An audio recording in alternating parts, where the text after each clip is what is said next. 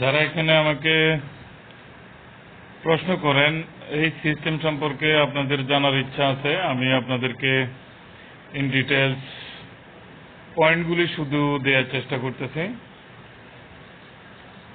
এখানে DS means হচ্ছে daily savings daily service system, অর্থাৎ ডিএসএস। এটা একটি উদ্ভাবনী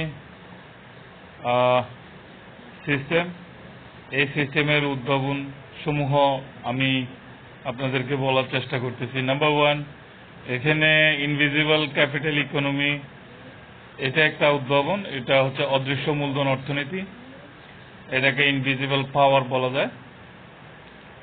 প্রতিদিনের কেনাকাটা থেকে মূলধন তৈরি হবে।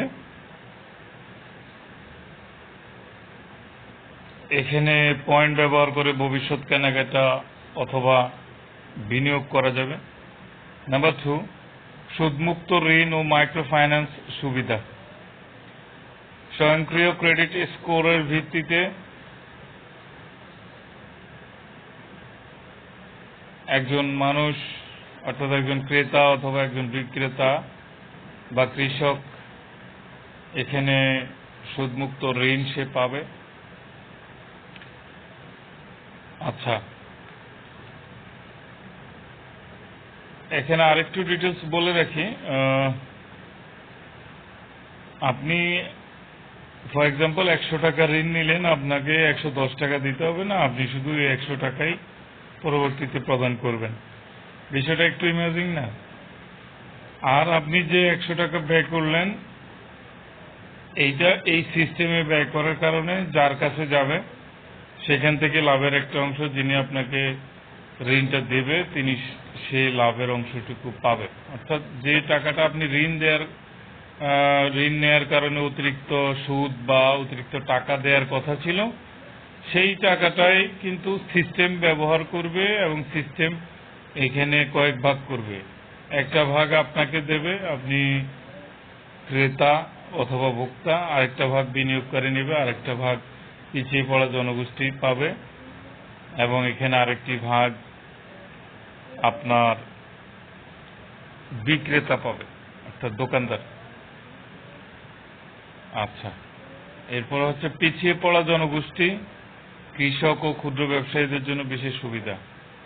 আচ্ছা, পিছিয়ে পড়া জনগোষ্ঠী, আমি তো একটু আগে বললাম যে প্রত্যেকটি লেনদেনের উপরে একটা নির্দিষ্ট অ্যামাউন্ট বা প্রত্যেকটি লেনদেনের উপরে যে লাভ হবে এটার কিছু অংশ পিছিয়ে পড়া জনগোষ্ঠী, দরিদ্র জনগোষ্ঠীর জন্য এটা ব্যয় হবে। এটাকে ইসলামী সাদাকাও বলা যায় বা ফাইন্যান্স সাপোর্ট বলা যায় for the poor people, for the mass people who need money, who are crisis with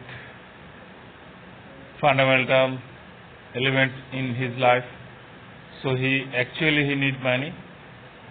So that types of people, they always getting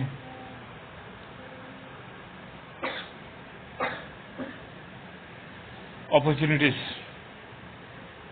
আচ্ছা, কৃষক এখানে সুদমুক্ত ঋণ পাবে, ক্ষুদ্র ব্যবসায়ী সুদমুক্ত ঋণ পাবে। আচ্ছা, নাম্বার 3 যেটা হচ্ছে ইনোভেশনের মধ্যে, নাম্বার 3 হচ্ছে অ্যাডভান্স পেমেন্ট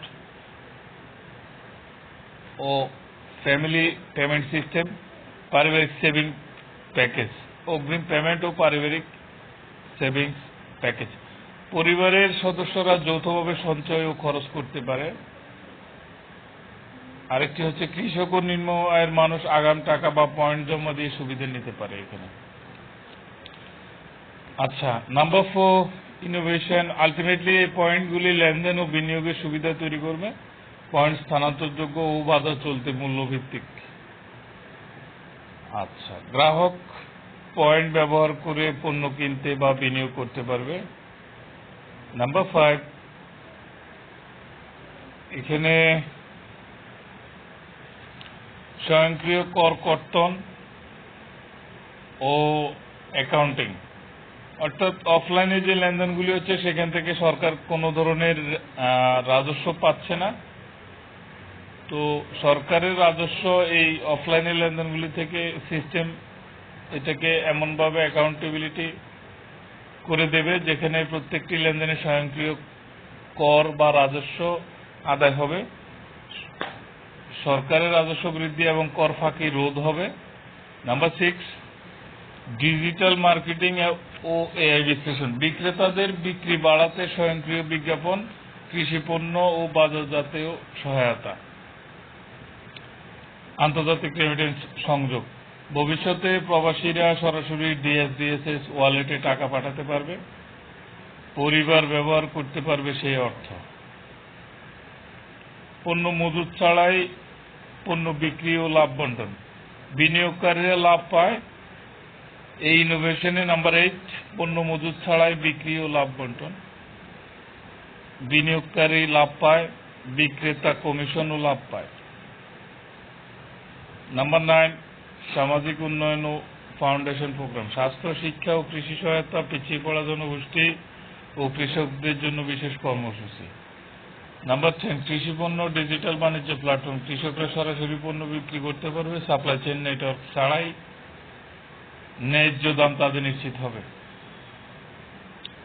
নাম্বার 11, মূল্য পূর্বাভাস ও মজুদ ব্যবস্থাপনা, এআই ব্যবহার করে পণ্যের দাম নির্ধারণ বা পরিবর্তন আগে থেকেই জানানো হবে। কৃষক ও বিক্রেতা এতে দুজনেই লাভ হবে এবং ক্রেতা পণ্যর দাম বাড়ার আগেই সে যখন জানতে পারবে তখন তার পণ্য সে ক্রয় করতে সুবিধা হবে।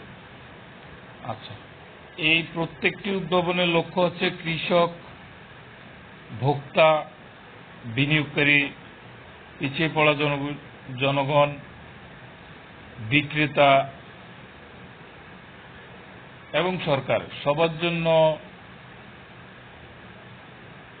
একটি উইন সিচুয়েশন তৈরি করে এখানে।